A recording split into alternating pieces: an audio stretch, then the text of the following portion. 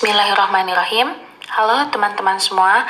Di sini kami akan menjelaskan materi mengenai referensi, kutipan, sitasi, dan daftar pustaka. Terima kasih kepada Bapak Irwan Siagian MPD selaku dosen pengampu mata kuliah menulis ilmiah. Kami kelompok 2 yang beranggotakan Almas Habibati, Ervina Aristiani, Siti Robiatul Adawiyah, Sumiati, dan Windy Meilani. Penulisan kutipan, yang ketiga footnote, innote, dan endnote, yang keempat gaya penulisan sitasi, yang kelima daftar pustaka, dan yang terakhir adalah simpulan. Yang pertama, referensi. Materi mengenai referensi akan dijelaskan oleh saya, Almas Habibati. Pengertian referensi. Menurut Elias Tuti, tahun 2015 halaman 93, referensi atau rujukan adalah sesuatu yang digunakan untuk memberi informasi dari pembicara untuk menyokong atau memperkuat pernyataan dengan tegas. Menurut Sutarno NS tahun 2018, buku-buku referensi adalah keterangan-keterangan tentang topik, arti kata atau istilah, alamat, tempat, dan lain-lain, keterangan sesuai dengan sifat masing-masing buku referensi, misalnya kamus, ensiklopedia, atlas, biografi, bibliografi, buku alamat atau direktori, dalam bentuk elektronik, dan lain-lain. Tujuan referensi. Menurut Ardiawin tahun 2017, tujuan referensi adalah sebagai berikut. Yang pertama, memampukan pemakai atau pengunjung perpustakaan menggunakan setiap koleksi referensi dengan lebih tepat guna. Yang kedua, mengarahkan pemakai atau pengunjung perpustakaan menemukan informasi yang dibutuhkan dengan tepat dan cepat. Yang ketiga, memampukan pemakai atau pengunjung perpustakaan menelusur informasi dengan menggunakan berbagai pilihan sumber informasi yang lebih luas. Sumber-sumber referensi. Menurut Maharani, Iin, dan Susilo tahun 2020, sumber-sumber yang dapat dijadikan sebagai referensi dapat berupa jurnal, surat kabar, buku cetak, e-book atau buku elektronik, internet, dan artikel.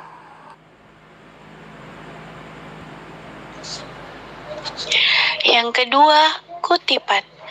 Materi kutipan akan dijelaskan oleh saya, Ervina Aristiani. Pengertian kutipan. Menurut Awaludin, tahun 2017, pada halaman 116 menyatakan bahwa kutipan adalah pengambil alian kalimat, paragraf, atau pendapat dari seorang pengarang atau orang yang terkenal karena keahliannya, baik yang terdapat dalam buku, jurnal, baik yang melalui media cetak maupun elektronik untuk tujuan ilustrasi atau memperkokoh argumen dalam tulisan sendiri. Sedangkan menurut Samosir dan Ade, pada tahun 2016 pada halaman 38 menyatakan bahwa kutipan dibagi atas dua, yaitu kutipan langsung dan tidak langsung. Kutipan langsung merupakan kutipan yang merujuk pada pendapat penulis melalui teks aslinya atau salin dan tempel teks. Sedangkan kutipan tidak langsung artinya merujuk pendapat penulis melalui ide atau gagasannya, atau salin tempel ide. Fungsi kutipan. Menurut Suparno dan kawan-kawan, pada tahun 2010, halaman 104, fungsi kutipan adalah sebagai berikut. Yang pertama, kegiatan pengutipan dapat menghindari pengutip dari kegiatan plagiarisme. Yang kedua, membantu pembaca yang ingin memahami lebih lanjut tentang ide pengutip. Yang ketiga, sumber pengutipan yang digunakan dapat memberi nilai terhadap karya ilmiah yang sedang atau telah dibuat. Yang keempat, pengutipan yang tepat akan mengamankan penulis dari ide orang lain yang salah. Yang kelima, menguatkan tulisan pengutip melalui kutipan yang dimuat dalam karya ilmiah. Selanjutnya adalah manfaat kutipan. Menurut Suparno dan kawan-kawan, pada tahun 2010 halaman 104 menerangkan manfaat kutipan sebagai berikut. Dalam penulisan karya ilmiah, kutipan ditujukan untuk merujuk informasi berupa pendapat atau teori yang dikemukakan oleh para ahli. Dengan adanya kutipan, menunjukkan etika dan kredibilitas penulis, serta memudahkan pembaca untuk menelusuri informasi lebih lengkap. Pembagian kutipan. Menurut Widiartono, pada tahun 2015, kutipan dibagi menjadi dua, yaitu kutipan langsung dan kutipan tidak langsung. Kutipan langsung merupakan tindakan menyalin kalimat dari penulis asli secara langsung, sedangkan kutipan tidak langsung merupakan tindakan menyalin ide dari penulis pertama dengan ekspresi bahasa dari penulis berikutnya secara tidak langsung, atau prafrasa. Sementara menurut Samosir dan Ade, pada tahun 2016 di halaman 38, kutipan dibagi menjadi dua, yaitu kutipan langsung dan kutipan tidak langsung. Namun, kutipan langsung dibagi lagi ke dalam beberapa jenis. Yang pertama, kutipan langsung terbagi menjadi A. Kutipan ringkas kurang dari 40 kata, B. Kutipan lebih dari 40 kata, dan C. Kutipan panjang. Yang kedua, kutipan tidak langsung.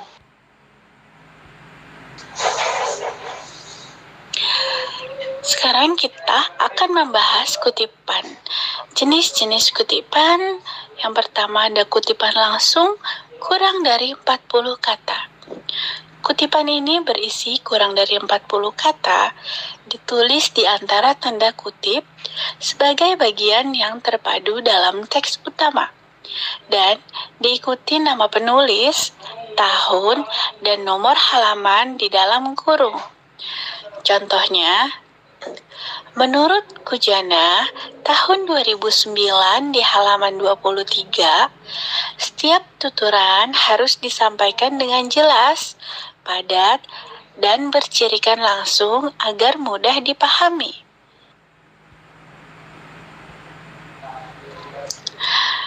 Yang kedua, ada kutipan langsung lebih dari 40 kata. Kutipan ini menggunakan spasi 1, menjorok ke dalam, ditulis rata kanan kiri. Contohnya, Wijana pada tahun 1996 pada halaman 46 berpendapat, maksim kuantitasi berkaitan dengan kuantitas informasi yang disampaikan oleh penutur dan menghendaki setiap peserta pertuturan memberikan kontribusi secukupnya atau sebanyak yang dibutuhkan oleh lawan bicara. Dalam maksim kuantitas, setiap informasi yang disampaikan harus dengan tepat. Artinya, seorang penutur harus dapat memberikan informasi yang sebenarnya, yang cukup relatif memadai, dan seinformatif mungkin. Dan yang ketiga, ada kutipan langsung panjang. Kutipan panjang dengan sebagian kalimat dihilangkan. Kata-kata yang dihilangkan diganti dengan menggunakan tanda elipsis. Contohnya, menurut Yule, pada tahun 1996 di halaman 37, prinsip kerjasama Grace memungkinkan peserta percakapan untuk berkomunikasi dengan asumsi bahwa peserta percakapan lain bersedia bekerja sama. Yule mengemukakan bahwa dalam prinsip kerjasama, petutur harus memberikan kontribusi percakapan yang sesuai dengan keperluan saat peristiwa tutur terjadi. Hal ini bertujuan untuk mengetahui reaksi dari lawan tutur dalam percakapan.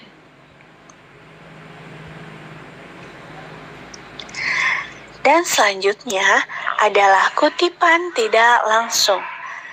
Menurut Samosir dan Ade, pada tahun 2016 halaman 39, kutipan tidak langsung ditulis dengan kalimat sendiri tanpa mengubah makna atau ide dari kalimat sebenarnya. Jadi, kutipan tidak langsung, kalimat yang dikutip tidak sama persis dengan sebenarnya, akan tetapi juga tidak mengubah makna atau ide.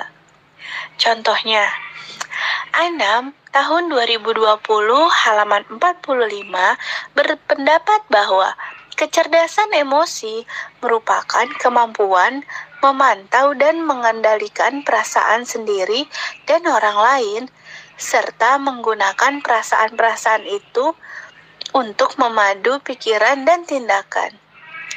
Menjadi kecerdasan emosi menurut Anam tahun 2020 halaman 45 merupakan kemampuan memantau dan mengendalikan perasaan sendiri dan orang lain, serta menggunakan perasaan-perasaan itu untuk memandu pikiran dan tindakan. Materi yang ketiga yaitu footnote, innote, dan endnote yang akan dijelaskan oleh saya sendiri, Sumiati. Melanjutkan dari materi selanjutnya yaitu teknik penulisan kutipan. Menurut Nugraini 2009 di halaman 220, teknik penulisan kutipan terjadi menjadi 3, yaitu footnote, innote, dan endnote. Pengertian footnote atau catatan kaki.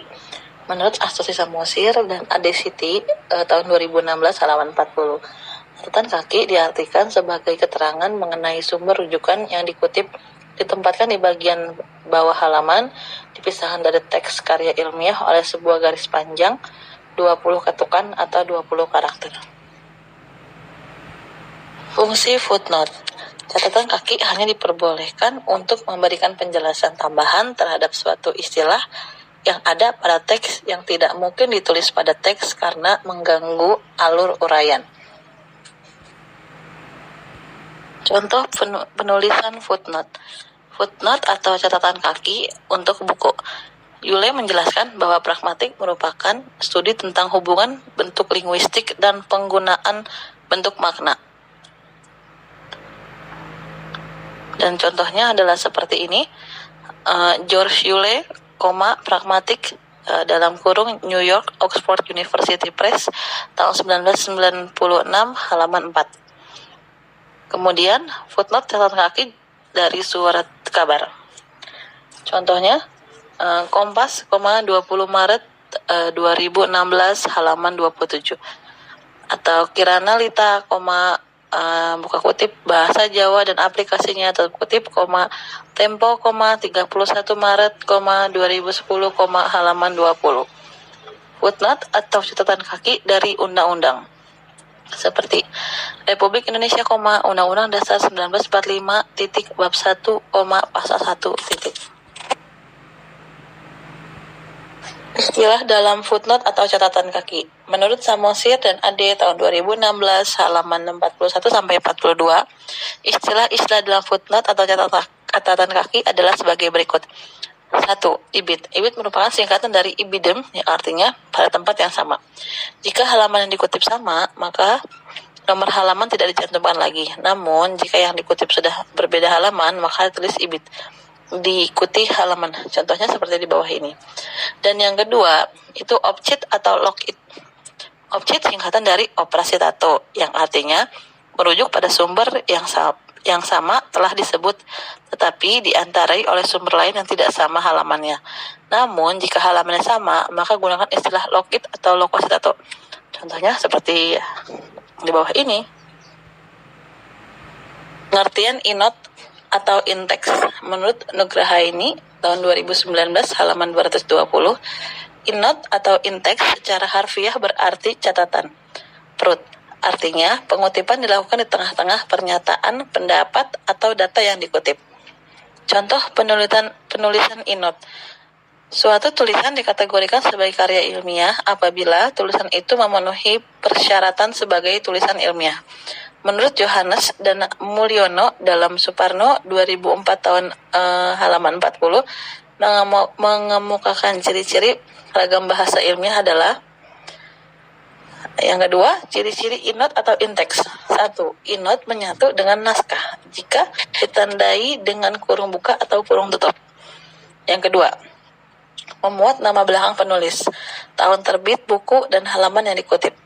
Ketiga, nama penulis menyatu dalam naskah tulisan, tidak berbeda dengan tanda kurung, sementara tahun penerbitan dan halaman berada dalam tanda kurung. Model ini biasa ditempatkan sebelum sebuah kutipan. Yang selanjutnya yaitu pengertian endnote. Endnote secara harfiah berarti catatan akhir. Disebut catatan akhir karena pengutipan diletakkan pada bagian akhir setiap bab. Pada dasarnya, penulisan endnote bersama dengan footnote. Demikian pula ketentuan yang berlaku untuk footnote juga berlaku untuk endnote, termasuk ketentuan untuk penulisan daftar pustaka. Perbedaannya, endnote diletakkan di bagian akhir suatu karya tulis ilmiah. Contohnya seperti di bawah ini. Perbedaan footnote dan endnote. Berdasarkan penjelasan di atas, maka dapat disimpulkan bahwa footnote dan endnote merupakan fitur dari Word yang dikhususkan untuk membuat catatan kaki. Perbedaan kedua fitur tersebut hanya pada penempatannya saja. Jadi, kalau footnote itu merupakan catatan kaki yang di bawah halaman yang mempunyai kalimat referensi, sedangkan endnote akan ditempatkan di akhir dokumen. Baik, saya Windy Meilani. Di sini saya akan menjelaskan tentang pengertian sitasi. Menurut Maharani, sitasi adalah menulis kembali informasi berupa ide, konsep, data, atau fakta yang menyebutkan sumber diperolehnya informasi tersebut, serta menyebutkan kepemilikannya. Ada pula beberapa fungsi sitasi menurut Elise dalam Maharani dan kawan-kawan. Fungsi sitasi terdiri dari 5 poin, yaitu yang pertama, menghindari informasi palsu, yang kedua, mencegah dari tindakan plagiarisme, yang ketiga, memfasilitasi pengecekan fakta, yang ketiga, membuktikan keaslian data, dan yang terakhir, memperkuat tuntutan atau argumen. Dan ada pula gaya penulisan sitasi.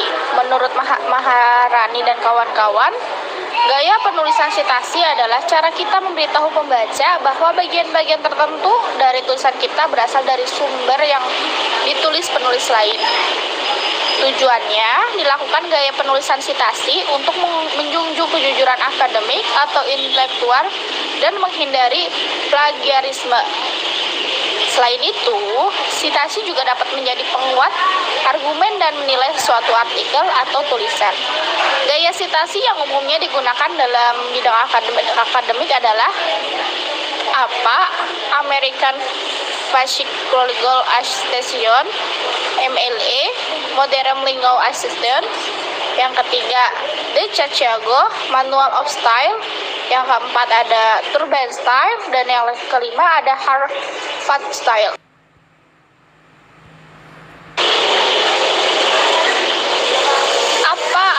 Apa atau yang kita sebut American Physical Assistant. Menurut Maharani dan kawan-kawan, ciri dan contoh gaya sitasi apa American Physical Expression adalah sebagai berikut. Sebagaimana yang telah dicontohkan di dalam PPT kita, yaitu ada ciri-ciri gaya sitasi apa. Yang pertama, daftar pustaka ditulis urut secara alfabetis berdasarkan nama belakang penulis atau judul apabila tidak ada nama penulisnya. Yang kedua, nama depan penulis ditulis sebagai inisial. Yang ketiga, apabila terdapat nama penulis yang sama dalam daftar pustaka, ditulis secara berurutan dari tahun yang paling lama. Dan yang terakhir, bisa ditambahkan huruf A atau B atau C setelah tahun. Contohnya bisa dilihat di PPT yang telah saya paparkan. MLA, Modern Legal Assistant. Menurut Maharani dan kawan-kawan, ciri-ciri dan contoh gaya citasi MLA ada 5, yaitu penulisan nama penulis ditulis lengkap dengan nama belakang atau nama akhir penulis dituliskan di depan. Dan yang kedua, tahun terbit karya yang ditulis pada bagian akhir. Yang ketiga, ada kutipan pada halaman, cukup dengan menuliskan kata akhir dan nomor halaman kutip. Yang keempat, pada beberapa media tertentu dapat ditambahkan informasi jenis media dan format, misal cetak ataupun online, ada lagi web dan lain sebagainya. Yang terakhir, pada sumber online cukup menampilkan tanggal ataupun bulan dan tahun diakses tanpa menyebutkan sumber online-nya. Mungkin teman-teman bisa melihat contohnya di PPT yang saya paparkan. Gaya Chicago. Gaya Chicago menurut Maharani dan kawan-kawan ada beberapa ciri-cirinya. Yang pertama, menggunakan superscript dalam teks untuk mengarahkan pembaca sitasi ke dalam footnote atau endnote. Yang kedua, ada footnote atau catatan kaki ditemukan di bagian bawah halaman. Yang ketiga, endnote, catatan akhir, ditambahkan pada akhir bab atau proyek. Yang keempat, ada footnote atau endnote berisi informasi dari citasi lengkap. Yang terakhir, nomor yang cocok dalam footnote atau endnote berukuran nomor dan tidak dinaikkan. Teman-teman bisa melihat contohnya di PPT yang saya paparkan. Yang keempat, gaya Turabian. Menurut Maharani dan kawan-kawan tahun 2020 halaman 44, ciri-ciri dan contoh gaya citasi Turabian adalah sebagai berikut. A. Pada catatan citasi, memasukkan nama penulis sesuai dengan nama yang terdaftar dalam artikel, nama depan, nama akhir. Sedangkan dalam daftar pustaka, penulisan nama penulis dibalik, nama akhir, nama depan. Sementara nama penulis tambahan tidak dibalik. B. Penggunaan footnotes dan endnotes dalam melakukan citasi di dalam tulisan atau karya tulis dengan diberi nomor secara kronologis. C. Penulisan nama penulis dilakukan secara utuh dan dibalik. D. Selalu memberikan informasi secara lengkap tanggal publikasi dan apabila tidak ada menggunakan kode N.D. atau no date. Contoh citasi Turabian. Jenis sumber dari buku. Penulisan dalam daftar pustaka bisa dilihat seperti contoh yang tertera dalam salindia ini.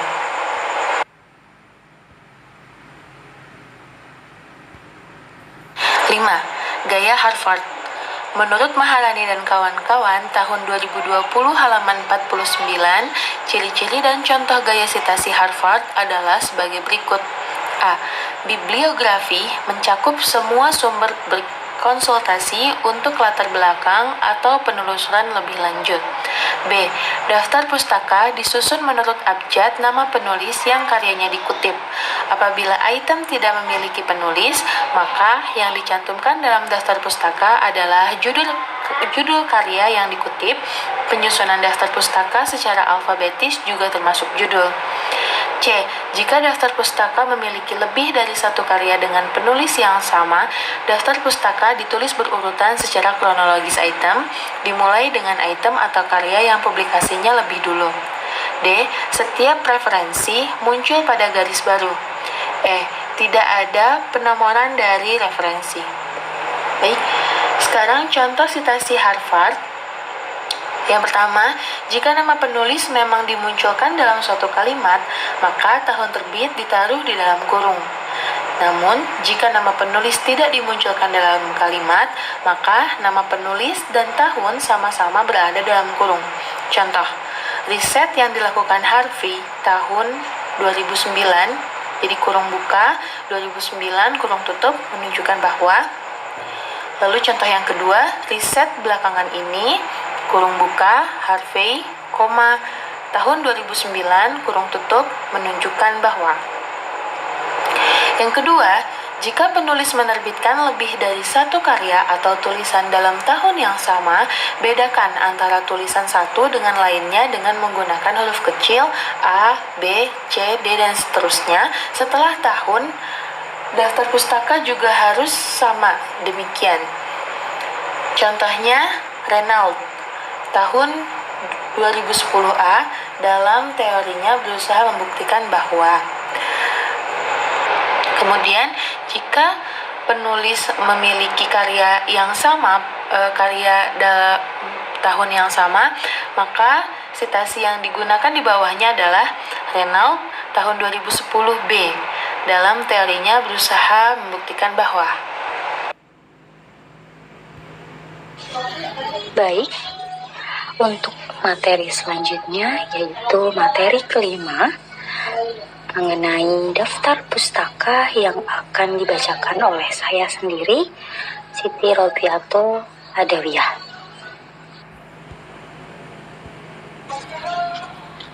Baik, untuk materi selanjutnya saya akan mempresentasikan daftar pustaka atau membacakan daftar pustaka.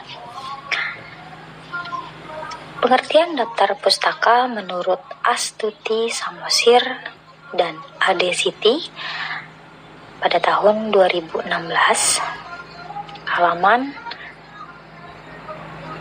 42, berpendapat bahwa daftar pustaka memuat semua sumber tertulis dalam buku, artikel, jurnal, dan lain-lain, dan tercetak seperti film, video, kaset yang pernah dikutip atau digunakan oleh penulis dalam karya ilmiah. Penulisan daftar pustaka juga harus mengikuti aturan yang berlaku.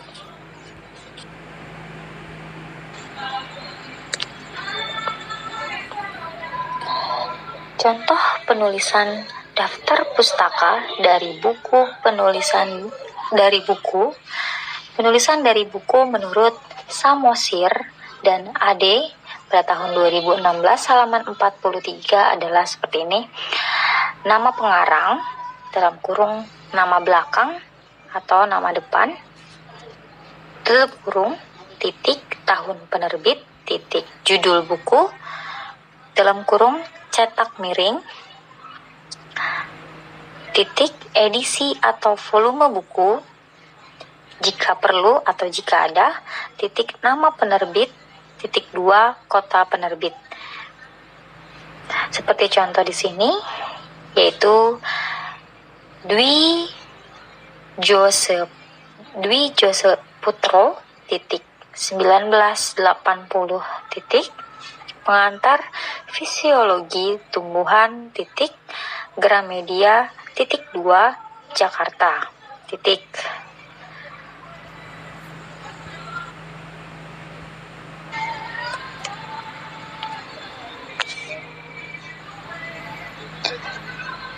Penulisan daftar pustaka dari buku terjemahan.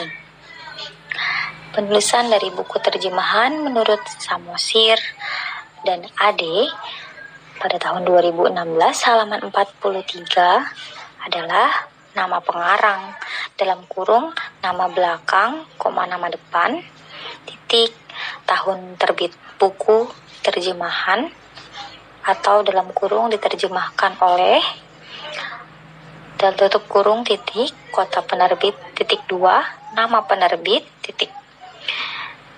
Contohnya, Luria, titik 2009, titik, The Man of Maimonides, dalam kurung, L titik Solotaro, FF titik, terjemahan, tutup kurung, titik, New York, titik 2, Open Books, titik, buku asli diterjemahkan tahun 1985, titik.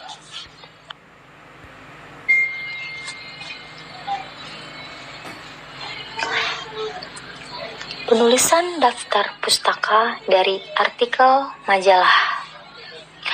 Penulisan dari artikel majalah menurut Samosir dan Ade pada tahun 2016 halaman 44 adalah nama pengarang dalam kurung nama belakang, koma nama depan, tutup kurung, titik, tahun penerbit, titik, judul dan sumber makalah atau artikel, dalam kurung dicetak miring, tutup kurung, titik, kota terbit, titik.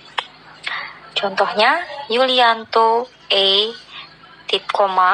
titik, Iriani, H titik, Anwar dan A titik, Kholik titik, 2003 titik, uji adaptasi teknologi sonik Bloom pada tanaman pangan yang disampaikan dalam makalah pada Roundtable Discussion Evaluasi Sonic Bloom pada tanaman pangan dan perkebunan titik Semarang titik. Selanjutnya adalah simpulan. Berdasarkan pembahasan yang telah diuraikan, maka dapat diambil kesimpulan bahwa penggunaan referensi, kutipan, sitasi, dan daftar pustaka atau daftar referensi merupakan satu kesatuan yang tidak dapat dipisahkan dalam penulisan suatu karya ilmiah. Semuanya saling berkaitan dan bertujuan untuk memperkuat argumen penelitian, mempertahankan kevalidan, dan dapat dipertanggungjawabkan.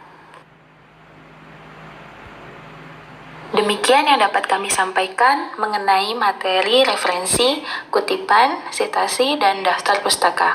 Semoga banyak manfaat yang dapat diambil dan mohon maaf apabila terdapat banyak kekurangan. Terima kasih atas perhatian teman-teman semua.